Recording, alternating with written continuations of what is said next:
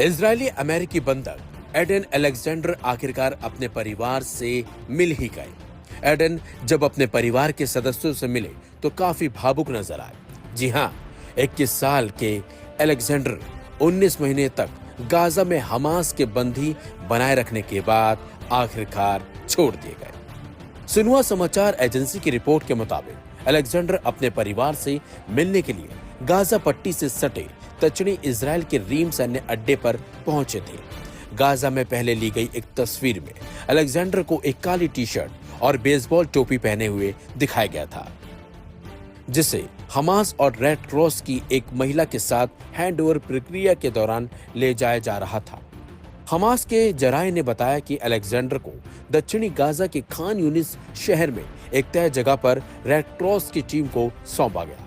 इसके बाद उन्हें इजरायली सेना के बफर जोन में लाया गया और फिर वहां से रीम सैन्य अड्डे ले जाया गया। खान यूनिस में मौजूद लोगों ने बताया कि बंधक की रिहाई से पहले और उसके दौरान इलाके में इजरायली सेना की कार्रवाई रोक दी गई थी। उस समय वहां का माहौल भी शांत रहा और किसी तरह की गोलीबारी या फिर सैन्य गतिविधि नहीं देखी गई। हमास की कैद से रिहा होने के बाद अलेक्जेंडर काले रंग की एडिडास टी शर्ट और बेसबॉल कैप पहने हुए दिखाई दिए। उनकी तस्वीर रेड क्रॉस को सौंपे जाने के दौरान खींची गई थी।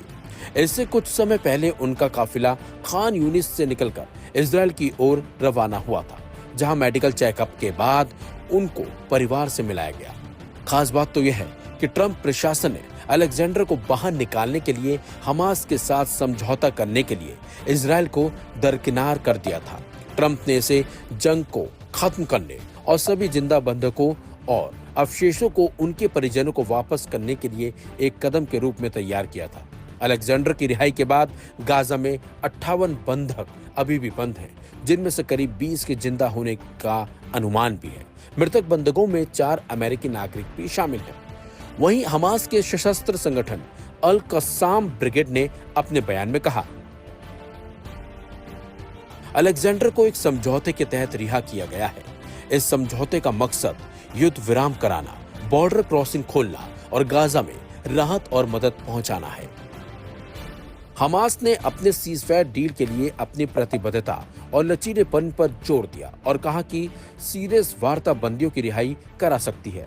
साथ ही इजराइल भीषण बमबारी पर हमास ने चेतावनी दी है कि हमले बंदियों की जान को नुकसान पहुंचा सकते हैं। बता दें आपको, अलेक्जेंडर इजरायली सेना में एक अमेरिकी नागरिक हैं, जिन्हें 7 अक्टूबर 2023 को हमास की बड़ी कार्रवाई के दौरान अगवा कर लिया गया था।